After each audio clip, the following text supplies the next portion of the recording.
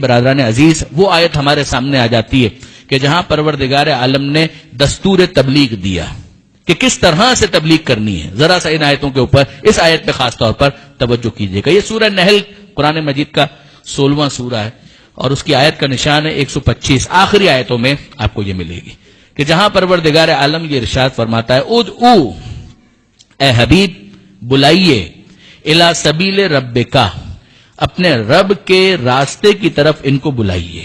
اور کیسے بلائیے؟ 3 چیزیں یہاں پر بیان کی گئیں. بالحکمہ حکمت کے ساتھ بلائیے, والموعظۃ الحسنہ اچھی طرح سے نصیحت کریں, وجادلہم باللتی ہی احسن اور جب ان سے جدال کریں بحث کریں تو جدال بھی اچھے طریقے سے کریں. دیکھیے برادران عزیز, موعظے کے ساتھ کہا گیا موعظہ حسنہ ہونا چاہیے, جدال کے ساتھ کہا گیا جدال احسن ہونا چاہیے, جدال حسن ہونا چاہیے. ان دونوں کے اندر یہ کیا لفظ ہے جو پروردگار نے استعمال کیا؟ دیکھیے حکمت, موعظہ حسنہ, جدال احسن. آیت اللہ محمد مظفر ان کی ایک بہت مشہور کتاب ہے جو مدرسے کے اندر پڑھائی بھی جاتی ہے, کورس کے اندر شامل ہے, جس کا عرفی نام پڑ گیا یعنی عرف طلاب میں منطق مظفر. اس کے ہاں برہان کی جو بحث ہے, یعنی اب آپ ظاہر ہے کہ میں بہت زیادہ ٹیکنیکل گفتگو کے اندر آپ کو انگیج نہیں کروں گا, مگر جو منطق یا لاجک ہے اس کے 3 حصے عام طور پر کیے جاتے ہیں. کچھ تصورات کی بحث ہے, کچھ تصدیق کی بحث ہے, اور پھر اس کے بعد ایک تیسرا حصہ ہے کہ جس کو کہا جاتا ہے صنعت خمس, کہ وہ 5 صنعتیں کہ جن کو استعمال کیا جاتا ہے. اس کے اندر سر فہرست برہان, دلیل. تو وہاں پر انہوں نے اس آیت کے ذریعے سے استدلال کیا تھا, اور وہاں پر انہوں نے کہا کہ حکمت سے مراد وہی برہان ہے, اور علماء کرام نے اپنی تفسیروں کے اندر بھی اس بات کی طرف متوجہ کیا. ایک وزڈم جس کو یہاں پر کہا جا رہا ہے وہ دلیل, کہ پیغمبر سے کہا جا رہا ہے اے حبیب آپ ان کو اپنے رب کے راستے کی طرف بلائیے, دلیل کے ذریعے سے کنونس کریں. اور کنونس کرنے کا کیا مطلب ہے؟ دلیل دینے کا کیا مطلب ہے؟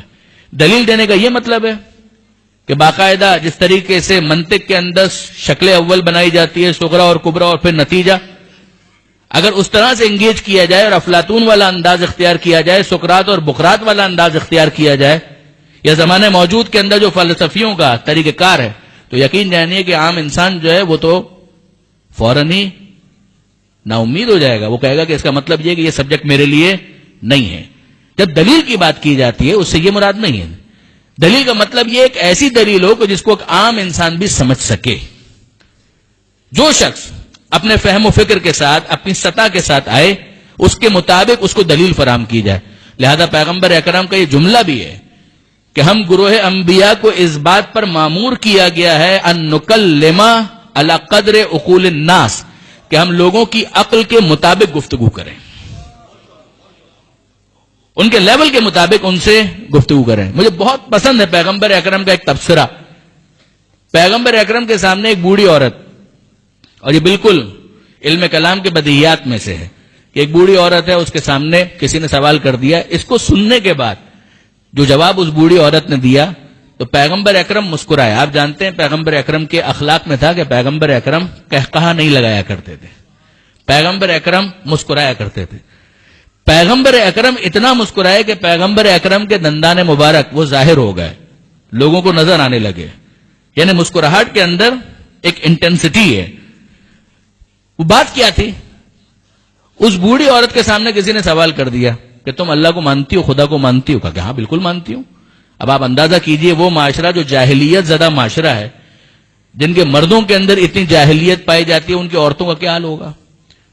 اور عورتوں میں بھی ایک بوڑھی عورت پیغمبر اکرم کے سامنے کوٹ کیا جا رہا ہے. اللہ کے رسول اس بوڑھی عورت سے پوچھا گیا کہ کیا تم خدا کو مانتی ہو؟ کہا کہ ہاں بالکل میں خدا کو مانتی ہوں. کہا کوئی دلیل ہے؟ کہا کہ بالکل دلیل بھی ہے. وہ اس وقت کیا کر رہی تھی؟ چرخہ چلا رہی تھی. اس نے کہا تمہاری دلیل کیا ہے؟ کہا دلیل یہ چرخہ ہے. یہ اتنا سا چرخہ تو مجھ جیسی بڑھیا کے چلائے بغیر چلتا نہیں ہے, تو یہ پوری کائنات بغیر خدا کے چل رہی ہے. کیا اس کے اندر کوئی بہت زیادہ فلسفیانہ انداز اختیار کیا گیا؟ کچھ بھی نہیں. آپ غور کیجئے, یہ جب دلیل پیغمبر اکرم کے سامنے پیش کی گئی تو پیغمبر اکرم مسکرائے, اور اتنا مسکرائے کہ دانت ظاہر ہو گئے. اور پھر پیغمبر اکرم نے فرمایا علیکم بدین العجائز, کہ کم سے کم اتنا دین تو تم سب کے پاس ہونا چاہیے جو دلیل اس بوڑھی عورت نے دی ہے, اس کے ذریعے سے جس طرح سے اس نے سمجھائے اتنا تو تم سب کو سمجھنا چاہیے. کہا کہ یہ دلیل اس انداز کی کہ جو عوامی ہو، عام سطح کی ہو، کہ جس کو ایک انسان آسانی سے کمپریہینڈ کر سکے. میں آپ کے سامنے ایک دوسری مثال عرض کروں برادران عزیز. دیکھیے جب ہم کتابوں کے اندر دیکھتے ہیں تو بڑی بڑی دلیلیں دی گئی ہیں جن کی اپنی اہمیت ہے، مجھے اس سے انکار نہیں ہے. وہ ساری دلیلیں ان کی اپنی ایک امپورٹنس ہے، اس کی اہمیت ہے.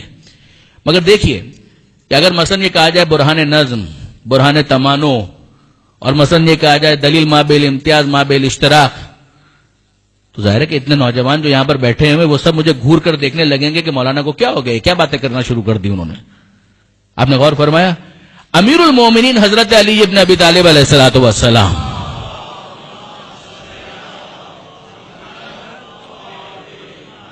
نہج البلاغہ کے اندر مولا کائنات کس طرح سے دلیل فراہم کرتے ہیں، وہی جو پیغمبر اکرم کے علوم کے وارث ہیں وہ کس طرح سے پریزنٹ کرتے ہیں. امیر المومنین فرماتے ہیں کہ دیکھو جتنے انبیاء آئے آدم سے لے کر خاتم تک ان سب نے ایک خدا کی بات کی ہے. اگر کوئی دوسرا خدا ہوتا تو کیا خالی بیٹھ جاتا؟ آدم آئے وہ کہہ رہے ہیں خدا ایک ہے، ابراہیم آئے وہ کہہ رہے ہیں خدا ایک ہے، نوح آئے وہ کہہ رہے ہیں خدا ایک ہے، آخری نبی آئے وہ کہہ رہے ہیں خدا ایک ہے، وہ سب کے سب کہہ رہے ہیں خدا ایک ہے. اگر وہ دوسرا خدا ہوتا تو وہ بھی اپنے نبیوں کو بھیجتا. یہ کیسے ہو سکتا ہے کہ ایک تو بھیج رہا ہے اور دوسرا خاموش بیٹھا ہوا ہے؟ یا وہ نہیں ہے یا وہ عاجز ہے. اگر نہیں ہے تو بات ختم ہو گئی، اور اگر عاجز ہے تو اس کا عاجز ہونا خود اس بات کی دلیل ہے کہ جو عاجز ہوتا ہے وہ سب کچھ ہو سکتا ہے، خدا نہیں ہو سکتا.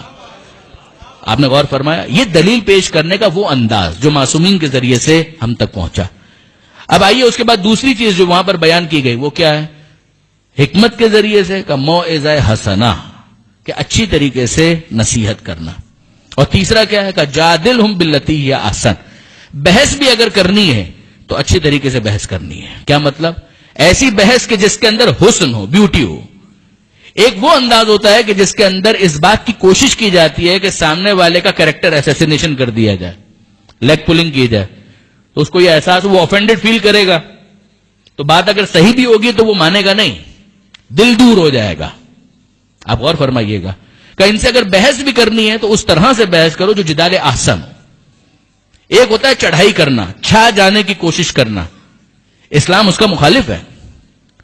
آپ دیکھیے برادران عزیز، پروردگار عالم نے سورہ قصص 28واں سورہ ہے، وہاں پروردگار عالم یہ ارشاد فرماتا ہے کہ تلک الدار الاخرہ، وہ آخرت کا گھر، نجعلھا، وہ ہم قرار دیتے ہیں، للذین، ان لوگوں کے لیے، لا یریدون علوا فی الارض، جو زمین پر چھا جانے کا ارادہ نہیں رکھتے، والعاقبۃ للمتقین، اور عاقبت وہ صاحبان تقوی کے لیے. یہ کیا ہے؟ پروردگار عالم وہاں پر بھی یہی سمجھا رہا ہے کہ تم چھا جانے کی کیوں کوشش کرتے ہو؟ یہ تمہارا ارادہ کیوں ہے کہ سامنے والے کو مغلوب کر لو؟ نا، اپنی بات پیش کرو، اپنی بات بیان کرو. تمہیں ڈیفینس کرنا پڑ جائے غلط بات ہے، ورنہ تمہارا ارادہ یہ کیوں ہو کہ سامنے والے کو کسی طریقے سے لیٹ ڈاؤن کرنا ہے، کسی طریقے سے سامنے والے کو ذلیل کرنا ہے. کیوں یہ ارادہ ہو؟ کہ یہ ارادہ تمہارا نہیں ہونا چاہیے. وہاں پر ہم دیکھتے ہیں پروردگار کہتا ہے جدال کرو، جدال احسن. جدال کا مطلب بحث کرنا. کیا فرق ہے اس میں اور اس برہان کے اندر، دلیل کے اندر؟ ایک فرق ہے. دیکھیے برادران عزیز، بحث کا مطلب یہ ہے، جدال کا مطلب یہ ہے کہ کوئی کامن ڈینومینیٹر موجود ہو، کوئی ایسی جگہ ہو کہ جہاں سے گفتگو کو شروع کیا جا سکے، کوئی ایسا نقطہ ہو جو ایگریڈ اپون ہو، جو مسلمات میں شمار ہو. میں آپ کی خدمت میں آسان سی مثال عرض کروں. مباہلہ کے اندر کیا ہوا تھا؟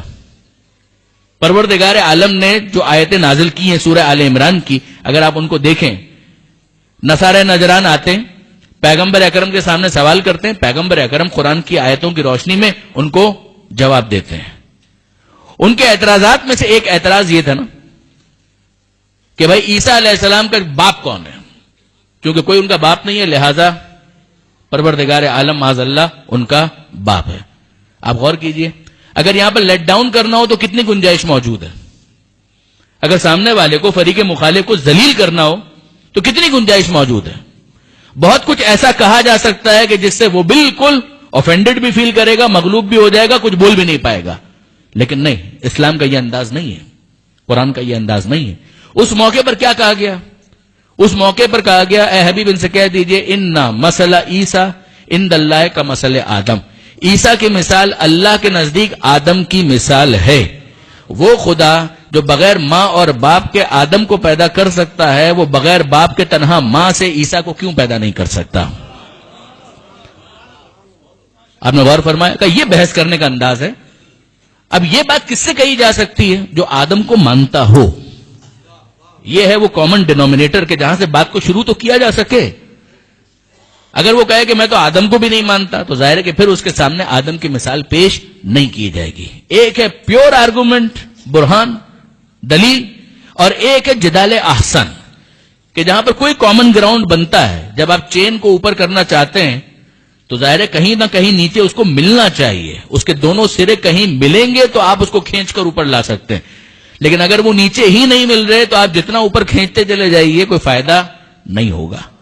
کہ یہ ہے اس بحث کا انداز کہ جس کے اندر جدال کیا جا رہا ہے، بحث کی جا رہی ہے، مگر سامنے والے کو مغلوب کرنے کے لیے نہیں۔ جدال احسن ہے، اور درمیان میں رکھا موعظہ حسنہ کہ اچھی طریقے سے نصیحت کرنا، کہ اس کے اندر بھی سامنے والے کو ذلیل نہ کیا جائے، بات بھی اس تک پہنچ جائے۔ دیکھیں برادران عزیز، ایک ہے میسج دے دینا، اب وہ تو پروردگار عالم نے دے دیا کہ مثال کے طور پر نماز قائم کرو، تو ہمیں پتہ چل گیا کہ خدا نے نماز مانگی ہے، تو اب علم کی کمی تو نہیں ہے۔ اب تو مسئلہ یہ ہے کہ کسی طریقے سے اس بات کو جو دماغ تک پہنچ چکی ہے دل میں اتار دیا جائے۔ آپ نے غور فرمائے؟ اب اس کے لیے کئی مرتبہ کیا ہوتا ہے، مثلا ماں باپ ہیں وہ اپنی اولاد کو کچھ انسینٹیوز دیتے ہیں کہ بیٹا مثال کے طور پر تم فجر کی نماز پڑھو گے تو میں تمہیں یہ گفٹ دوں گا۔ تو علم نہیں ہے کیا اس کے پاس؟ علم تو ہے کہ بھائی 15 سال کا ہو گیا ہوں، نماز واجب ہو گئی ہے، پڑھنی ہے، مگر مسئلہ سارا یہ ہے کہ اس موقع پر نیند کو قربان کرنا اور مصلی کے اوپر آنا، اس کے لیے اپنے نفس کو قابو کرنا، تو اس کے لیے کسی نہ کسی انسینٹیو کی تو ضرورت ہے۔ یہ وہ منزل ہے کہ جہاں پر ہمیں پیغمبر اکرم کے یہ دو اوصاف سمجھ میں آتے ہیں کہ یا ایھا النبی انا ارسلناک شاہدا ومبشرا ونذیرا، اے حبیب ہم نے آپ کو رسول بنا کر بھیجا ہے اور شاہد بنا کر بھیجا ہے، گواہ بنا کر بھیجا ہے، ومبشرا ونذیرا ہم نے آپ کو خوشخبری دینے والا بنا کر بھیجا ہے، ونذیرا ہم نے آپ کو وارننگ دینے والا، ڈرانے والا بنا کر بھیجا ہے کہ آپ ان کو بتائیں جنت بھی ہے اور جہنم بھی ہے، یہاں کی عیاشی کے نتیجے میں وہاں پر تمہیں زحمت کا سامنا نہ کرنا پڑ جائے، اور یہاں پر اگر تم اپنے رب کی باتوں کو قبول کرو گے تو یقیناً تمہارے لیے وہاں پر نعمتیں ہیں کہ جو منتظر ہیں۔ اور فرمایا آپ نے کہ یہ دو چیزیں، یہ جو نصیحت ہے اس کو کرنے کے مختلف انداز ہیں۔ بس یہ بات ذہن میں رکھیے گا کہ نصیحت کا مقصد کیا ہے۔ کئی مرتبہ انسان بات کو سمجھ چکا ہوتا ہے، عقلی طور پر وہ اس بات کو قبول کر چکا ہوتا ہے، مسئلہ صرف یہ ہے کہ وہ بات اس کے دل میں ابھی پینیٹریٹ نہیں کر پائی۔ یہ وہ موقع ہے کہ جہاں پر نصیحت اپنا اثر دکھاتی ہے۔ میں آپ کی خدمت میں عرض کروں، کسی جگہ پر میں نے آیت اللہ کاشف الغطا، یہ تو پوری فیملی ہے نا، انہی کی ایک فرد، ان کا اپنے بیٹے کے ساتھ ایک مکالمہ پڑھا تھا، وہ میں آپ کے ساتھ شیئر کرتا ہوں۔ ایک مرتبہ درود بھیجے گا محمد و آل محمد۔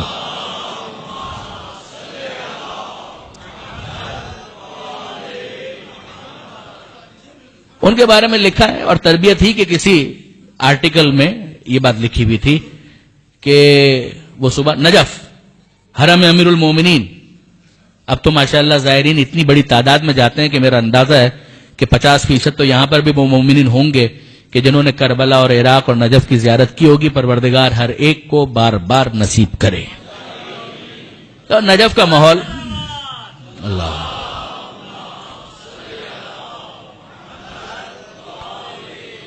نجف کا ماحول، اور آیت اللہ کاشف الغطا اپنے گھر سے فجر کی نماز پڑھنے کے لیے نکل رہے ہیں۔ بیٹا ہے، جوان ہے، اور انہوں نے اس کو جگایا، بیدار کیا، بیٹا نماز کا وقت ہو گیا ہے، چلو۔ اس نے کہا بابا آپ چلیں، میں پیچھے آتا ہوں۔ تو وہ آیت اللہ کاشف الغطا کو تو معلوم ہے کہ اس کا کیا مطلب ہے۔ بیٹا اگر یہ کہہ رہا ہے تو اس کا مطلب یہ ہے کہ تھوڑی سی وہ لبرٹی لے کے باپ چلا جائے تو ہو سکتا ہے کہ پھر اس کے بعد کروٹ بدل کر، بچہ تو بچہ ہے، جوان ہے بھی نیا نیا، تو ظاہر ہے اس طرح کی چیزیں تو ہوں گی، نیچرل ہے۔ تو اس نے اس طرح سے کہا کہ بابا آپ چلیں، میں پیچھے آتا ہوں۔ کہا کہ نہیں بیٹا، ہم ساتھ ہی چلتے ہیں، ویٹ کرتے ہیں، آپ کا انتظار کرتا ہوں، اس کے بعد ساتھ چلیں گے۔ اب اس کو سمجھ میں آئے گا اچھا اب تو باپ جائے گا نہیں، تو اس کو اٹھنا پڑا. اتنا احترام تو تھا اس کے دل میں، وہ کھڑا ہو گیا، وضو کیا، اور باپ اور بیٹے دونوں اپنے گھر سے پیدل حرم کی طرف جانے لگے. راستے میں کچھ فقیر نظر آئے جو حرم کے دروازے پر بیٹھے ہوئے تھے. اب یہ جملہ دیکھیے آیت اللہ کاشف الغطاء کیا کہتے ہیں. انہوں نے کہا بیٹا ایک بات بتاؤ، یہ فقیر جو یہاں پر بیٹھے ہیں ان کو کتنی بھیک مل جائے گی؟ کہ بابا کچھ پیسے تو مل جائیں گے. اب میں کرنسی تبدیل کر رہا ہوں تو مثلا ہم روپے کے اندر کہیں کہ مثلا بابا ہو سکتا ہے سارا دن اگر بیٹھیں 25 50 100 روپے ان کو مل جائیں گے، 200 روپے مل جائیں گے، یہی مل جائے گا. کہ ایک بات بتاؤ، کیا یہ یقین سے جانتے ہیں اس بات کو کہ اتنے پیسے ان کو مل جائیں گے؟ صبح صبح اگر بیٹھے ہیں یہاں پر، کیا ان کو یقین ہے کہ اتنے پیسے اتنی رات قربان کر کے، اپنی نیند قربان کر کے یہاں پر آ کر بیٹھ گئے، تو کیا ان کو یقین ہے کہ 100 روپے ان کو مل جائیں گے؟ کہا کہ نہیں بابا یقین تو نہیں ہوگا، لیکن ایک امکان، شک کی حالت میں ہوں گے، مگر بہرحال ایک امکان تو ہے، شاید مل جائیں. اب وہ نصیحت کا جملہ ان کی طرف سے آتا ہے کہ بیٹا یہ مشکوک فائدے کے لیے اپنی نیند قربان کر کے یہاں پر آ کر بیٹھ گیا. اگر تمہیں واقعاً اس ثواب پر یقین ہو کہ جو فجر کی نماز حرم امیر المومنین کے اندر پڑھنے کا ہے، تو کیسے ممکن ہے کہ تم بستر پر سوتے رہ جاؤ اور یہاں پر نہ آؤ؟ وہ مشکوک فائدے کے لیے اپنا بستر چھوڑ سکتا ہے، تم یقینی فائدے کے لیے اپنا بستر نہیں چھوڑ سکتے. اب یہاں پر کیا کیا گیا ہے برادران عزیز؟ علم کی جہاں تک بات ہے، سمجھانے کی جہاں تک بات ہے، وہ تو پہلے اس کو معلوم ہے کہ فجر کی نماز واجب ہے. میں 15 سال کا ہو چکا ہوں، بلکہ 15 سال سے کچھ پہلے ہی عام طور پر لڑکوں کے اوپر نماز واجب ہو جاتی ہے، اس کو معلوم ہے. مگر مسئلہ سارا یہ ہے کہ وہ چیز جو اس کی عقل کے اندر ہے، علم بن کر ہے، اب اسے اخلاق کا حصہ بنانا ہے، اسے دل میں اتارنا ہے. تو اس کے لیے ایک نصیحت کا موقع تلاش کرنا ہوگا. اگر وقت سے پہلے بار بار ایک ہی جملے کو تکرار کیا جائے وہ بات ضائع ہو جائے گی، اور اگر وقت کو مس کر دیا جائے تو اپارچونٹی لاسٹ. اب آپ کی خدمت میں عرض کروں برادران عزیز کہ اب ذرا آئیے اور سیرت پیغمبر ختمی مرتبت احمد مجتبی محمد مصطفیٰ صلی اللہ علیہ وآلہ وسلم،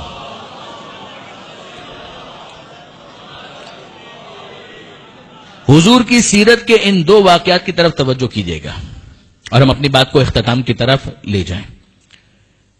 آپ سب کے حافظے کے اندر اور علم میں یہ بات ہے، اس بوڑھی عورت والا قضیہ. پیغمبر اکرم اپنے گھر سے، اور اب مدینہ منورہ اور مکہ معظمہ کے حوالے سے ہم دعا مانگے کہ وہ مقامات ہمارے لیے زیارت گاہ ہیں. پروردگار عالم ہر ایک کو حج اور زیارت مدینہ کی بار بار توفیق نصیب فرمائے. تو آپ جا کر اس محلے کو دیکھیں کہ جہاں پر پیغمبر اکرم رہا کرتے تھے، محلہ بنی ہاشم. اور پیغمبر اکرم اپنے گھر سے نکلتے ہیں اور وہ بوڑھی عورت پیغمبر اکرم کے اوپر خس و خاشاک کچرا ڈالتی ہے. آپ سب نے یہ واقعہ سنا ہوا ہے. پیغمبر اکرم کا طریقہ کار کیا ہے؟ بقول علامہ نقطن صاحب وہ فرماتے تھے کہ پیغمبر اکرم نہ بدلہ لیتے ہیں نہ راستہ بدلتے ہیں. بدلہ بھی نہیں لیتے، کچھ بولتے بھی نہیں، چلے جاتے ہیں، اور راستہ بھی نہیں بدلتے. یعنی نیکسٹ ٹائم جب جانا ہے تو روٹ وہی لیتے ہیں. وہ بوڑھی عورت تو انتظار کر رہی ہے کہ واپس گزریں گے تو واپس خس و خاشاک پیغمبر اکرم پر وہ ڈالے گی، اور وہ کام کرتی ہے. کتنی مرتبہ یہ کام ہوا خدا بہتر جانتا ہے. یہ پیغمبر اکرم کا روٹین ہے، اپنے گھر سے نکلتے ہیں. وہ بوڑھی عورت کا روٹین ہے، وہ خس و خاشاک لے کر کھڑی ہوئی ہے، پیغمبر اکرم کو دیکھتی ہے اور پیغمبر اکرم کے اوپر وہ کچرا ڈال دیتی ہے. پیغمبر اکرم سائلنٹلی وہاں سے موو کر جاتے ہیں، آگے بڑھ جاتے ہیں. اور آپ جانتے ہیں کہ ایک دن اس نے یہ کام نہیں کیا. پیغمبر اکرم نے سوال کیا کہ بھائی وہ بوڑھی عورت دکھائی نہیں دے رہی ہے جو ہم پر کچرا ڈالا کرتی تھی. اے اللہ کے رسول، وہ راستے میں پھول لے کر کھڑی ہوتی تھی، کیا آپ اس کے بارے میں پوچھ رہے ہیں؟ وہ گلدستہ لے کر کھڑی ہوتی تھی، جب آپ نکلتے تھے تو کیا درود پڑا کرتی تھی؟ وہ تو کافرہ مشرکہ ایک بوڑھی عورت جو آپ کے ساتھ گستاخی کیا کرتی تھی، آپ کے اوپر کچرا ڈالتی تھی، آپ اس کے بارے میں پوچھا کہ ہم وہ نظر نہیں آ رہی، کیا ہوا اس کو؟ تو کسی نے کہا اللہ کے رسول وہ بیمار ہے. پیغمبر اکرم کہا اس کا گھر کس طرف ہے؟ کہ اس طرف قریب میں. پیغمبر اکرم کہا اچھا ٹھیک ہے، میں جاتا ہوں اس کی طبیعت پوچھ کر آتا ہوں. پیغمبر اکرم گئے اور جیسے ہی اس نے پیغمبر اکرم کو دیکھا تو کیا جملہ کہا؟ کامنٹ پاس کیا، آج آپ مجھ سے بدلہ لینے کے لیے آئے ہیں جب میں بیمار ہوں، فکر ہر کس بقدر ہمت اوست، ٹپکے گا وہی ظرف سے جو ظرف میں ہوگا. وہ بیچاری اپنے اینگل سے جو اس کا ظرف ہے اسی اعتبار سے وہ بات کر رہی ہے. پیغمبر اکرم کیا جملہ کہتے ہیں؟ پیغمبر اکرم کہتے ہیں اے کنیز خدا، میں بدلہ لینے نہیں آیا. اب آپ غور کیجئے برادران عزیز، یہ جو پیغمبر اکرم عیادت کے لیے آئے ہیں، یہ کون سا حق ہے کہ جس کو پیغمبر اکرم ادا کر رہے ہیں؟ کہ یہ حق اسلام ہے؟ وہ مسلمان تو نہیں ہے. ہم یہ کہیں ایک مسلمان کو دوسرے مسلمان کے ساتھ ایسا ہونا چاہیے اور ویسا ہونا چاہیے تو بات سمجھ میں آتی ہے. ہم یہ کہیں ایک مومن کو دوسرے مومن کے ساتھ ایسا ہونا چاہیے، اس کے دکھ درد میں شریک ہونا چاہیے، بات سمجھ میں آتی ہے. نہ وہ مسلمان ہے نہ وہ مومنہ ہے. تو پیغمبر اکرم اس کی عیادت کے لیے جو جا رہے ہیں، نہ یہ حق اسلام ہو سکتا ہے نہ یہ حق ایمان ہو سکتا ہے. تو پھر پیغمبر اکرم اس کی عیادت کیوں کر رہے ہیں؟ اسی رشتے کو سمجھانے کے لیے پیغمبر اکرم نے پہلے کہا اے کنیز خدا، کہ چاہے تو مسلمان نہ ہو، چاہے تو مومنہ نہ ہو، مگر اللہ کی ایک کنیز تو ہے، اللہ کی بندی تو ہے. مجھے پتا چلا کہ تو بیمار ہے، میں تو فقط تیری عیادت کے لیے آیا تھا، میں پوچھنے کے لیے آیا تھا کہ اب صحت کیسی ہے. جسمانی طور پر تو اب بیمار ہوئی ہے، روحانی طور پر پہلے سے بیمار تھی. جسمانی طور پر صحت اس کو بعد میں ملے گی، مگر پیغمبر اکرم کا یہ جملہ سنا اور روحانی اعتبار سے شفا پا گئی. اور اب کہتی ہے کہ مجھے بتائیے آپ کے دین میں داخل ہونا ہو تو کیا طریقہ اختیار کیا جائے. میں جو اپنے نوجوان دوستوں کو متوجہ کرنا چاہ رہا ہوں، مجھے صرف اتنا بتائیے کہ جب پیغمبر اکرم اس کی عیادت کرتے ہیں تو پیغمبر نے کون سی دلیل اس کے سامنے پیش کی ہے؟ کون سا برہان اس کے سامنے پیش کیا؟ ایک سوال ہے نا کہ یہ تینوں طریقے جن کی اپنی اہمیت ہے، ان میں سب سے افیکٹو کون سا ہے؟ سب سے افیکٹو کون سا ہے؟ دیکھیے برہان کی بہت اہمیت ہے، میں اس کا منکر نہیں ہوں. دلیل کی بڑی اہمیت ہے، میں اس کے خلاف نہیں ہوں. مگر سوال سارا یہ ہے کہ ان تینوں طریقوں میں سب سے زیادہ افیکٹو کون سا ہے؟ ذہن میں شاید یہ آئے کہ دلیل، جی نہیں، دلیل اہم ضرور ہے، مگر سب سے زیادہ افیکٹو انسان کا اخلاق ہے، اس کا کردار ہے، کہ وہ لوگوں کے ساتھ ڈیل کیسے کرتا ہے، وہ بات کیسے کرتا ہے، لوگوں کے ساتھ اس کا انداز کیسا ہے، اس کی گفتگو کیسی ہے. وہ اخلاق ہے کہ جو سب سے زیادہ امپریسو ہوتا ہے. میں کبھی نہیں بھولوں گا برادران عزیز، کینیا میں نیروبی میں ایک دفعہ ماہ رمضان کی تقریروں کے لیے جانے کا اتفاق ہوا تھا، اور وہاں پر ایک مدرسہ تھا. اس مدرسے کے اندر وہاں کے جو لوکلز، مقامی افریقنز، وہ اس کے اندر ایڈمیشن ان کے تھے اور ان کو دین سکھایا جا رہا تھا. کبھی نہیں بھول سکتا، وہیں پر ایک لوکل وہاں کا جو مقامی استاد تھا، میں نے اس سے کچھ ڈسکس کیا اور میں نے اسے سوال کیا. اچھا، he was very good at English, وہ اپنی لوکل جو لینگویج تھی سواحلی وہ بھی بہت اچھی بول رہے تھے، عربی بھی ان کو آتی تھی. تو گفتگو ہو رہی تھی، تو میں نے ان سے پوچھا کہ یہ بتائیے کہ جہاں جس علاقے کے اندر ہم لوگ ہیں افریقہ کے، یہاں پر تبلیغ کے اعتبار سے اسلام کہاں پر ہے اور کرسچینٹی کہاں پر ہے؟ کمپیئر کریں just for the sake of understanding, تو ہمیں پتا تو چلے اسٹیٹسٹکس وائز کہ کیا معاملہ ہے. تو اس نے بہت پیاری بات کی، اس نے کہا کہ جناب جہاں پر کرسچینٹی ہے وہاں آدھے پر بھی شیعت نہیں ہے. اگر کرسچینٹی 100 پر ہے تو تشیع جو ہے وہ 25% کے اوپر کھڑا ہوا ہے. اور یہ بھی انقلاب اسلامی کے بعد، جب خانہ فرنگ بنا اور دوسری چیزیں ہوئی اس کے بعد، ورنہ اس سے پہلے کچھ بھی نہیں تھا. تو میں نے کہا کہ بھائی مسئلہ تو یہ ہے کہ کرسچینٹی تو آرگومنٹ میں تو بہت ویک ہے، ٹرینٹی کو تو آپ کیسے جسٹیفائی کریں گے؟ In the name of the father, the son and the holy ghost, باپ کے نام سے، بیٹے کے نام سے، روح القدس کے نام سے. خدا ایک بھی اور تین بھی اور تین بھی ایک بھی ہے. تو اگر ٹرینٹی کے بارے میں ان سے خود سے پوچھا جائے کہ کوئی عقلی دلیل، تو وہ خود کہتے ہیں کہ نہیں، عقلی دلیل تو کوئی نہیں ہے. تو یہ کیا ہو گیا؟ جس کے پاس عقلی دلیل کوئی نہیں ہے اس کے بارے میں آپ کہہ رہے ہیں کہ وہ اتنا زیادہ پروپیگیٹ کر پائے، اتنے زیادہ افراد کرسچن بن گئے. کہ ہاں بالکل ایسا ہی ہے. تو میں نے کہا کیوں، وجہ کیا ہے؟ تو اس نے جواب دیا، اس نے کہا کہ بات یہ ہے کہ جب کرسچنز یہاں پر آ کر تبلیغ کرتے ہیں تو وہ تبلیغ بعد میں کرتے ہیں، پہلے یہاں پر اسپتال بناتے ہیں، اسکول بنائیں گے، کلینک بنائیں گے، کھیلنے کا گراؤنڈ بنائیں گے، کھانا کھلائیں گے.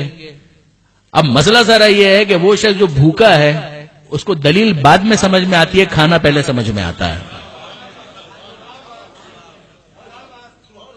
وہ جس کے گھر کے اندر بیوی بچے جو ہیں بھوک سے بلک رہے ہیں، آپ اس کو کیا دلیل فراہم کر رہے ہیں؟ اس کے بعد ہمیں سمجھ میں آتا ہے کہ کیا وجہ تھی کہ پیغمبر اکرم دعوت ذوالعشیرہ کے موقع پر کھانا پہلے کھلاتے ہیں، بعد میں کرتے ہیں۔ دل میں داخل ہونے کا راستہ پیٹ سے ہو کر جاتا ہے، بعض علماء یہ کہتے ہیں، غلط نہیں کہتے۔ بات سادی سی یہ ہے کہ اگر ایک شخص بھوکا ہے، کاد الفقر ان یکون کفرن، انسان کا فقر اسے کفر تک پہنچا دیتا ہے۔ نہیں پہنچنا چاہیے ایک الگ بات ہے، مگر پریکٹیکلی ہوگا یہی کہ اگر ایک انسان ہے، اس کے گھر میں روٹی نہیں ہے، اس کے پاس کھانے کے لیے کچھ نہیں ہے، آپ اس کو کہیں نماز پڑھنے کے لیے آؤ، آپ اس کو کہیں دین کی طرف آؤ، کہ دین تو اس وقت مجھے سمجھ میں آئے گا جب میرے گھر والوں کو کچھ کھانا تو ملے۔ اب جب کھانا مل جائے تو اس کے بعد دلیل کمزور بھی ہو تو قبول کر لی جاتی ہے۔ اچھا وہ کہتے ہیں کہ وہ لوگ اس طرح سے شروع کرتے ہیں کہ دودھ کے ڈبے پہلے بھجواتے ہیں، روٹی پہلے پہنچاتے ہیں، کلینک پہلے بنواتے ہیں، کھیلنے کے لیے گراؤنڈ پہلے دیتے ہیں، چھوٹا موٹا اسکول پہلے بنا دیتے ہیں۔ اب جب ان کو اطمینان ہو جاتا ہے کہ یہ لوگ ہمارے لیے مفید ہے تو وہ کمزور دلیل کو بھی نظر انداز کر دیتے ہیں۔ کہا ہمارا کیا طریقہ ہے؟ کہا ہمارا طریقہ یہ ہے کہ ہم ان کی بھوک کو نظر انداز کرتے ہیں، تمام تر مسائل کو نظر انداز کرتے ہیں، اسٹارٹ کرتے ہیں come to Islam, come to Islam, come to Islam. میں آپ کو اطمینان کے ساتھ کہتا ہوں، برادران عزیز، ایک طالب علم کی حیثیت سے اطمینان کے ساتھ کہتا ہوں کہ 1 گھنٹے کی تقریر وہ اثر نہیں کرے گی جو وہ ایک جملہ اثر کرے گا۔ یہ ہوتا ہے۔ امیر المومنین حضرت علی ابن ابی طالب علیہ الصلوۃ والسلام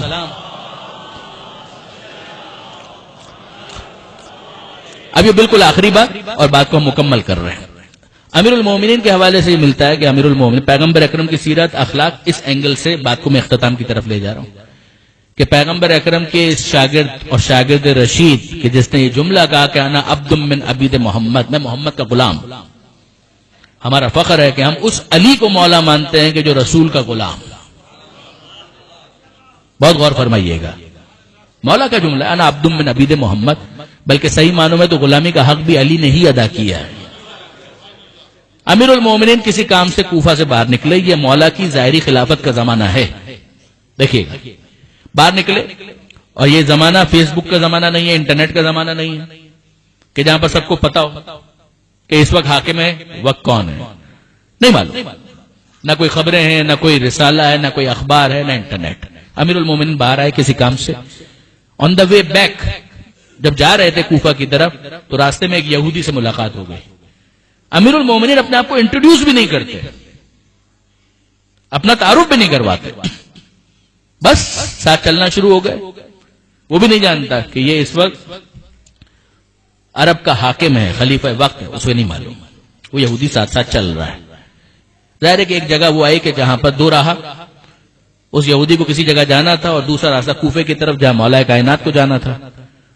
خدا حافظی ہو گئی، یہ اپنے راستے پر آگے بڑھنے لگا اور پیچھے اس نے محسوس کیا کہ ارے ابھی جس سے خدا حافظی ہوئی ہے وہ تو پیچھے پیچھے آ رہا ہے، مڑ کر دیکھا ارے تو علی آ رہے ہیں۔ تو سوال کیا آپ شاید بھول رہے ہیں، آپ کا راستہ اس طرف ہے، اب اس بیچارے کو تو نہیں معلوم ہے کہ یہ وہ ہے کہ جو زمین کے راستے کو کیا بھولے گا جو آسمان کے راستوں کو زمین سے زیادہ جانتا ہے۔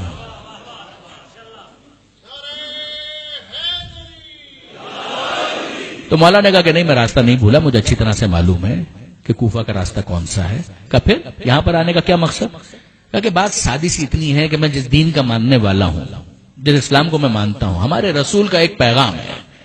پیغام یہ ہے کہ اگر کوئی تمہارے ساتھ سفر کر رہا ہو تو سفر کے اختتام پر ایک حق اس کا تمہاری گردن پر آ جاتا ہے۔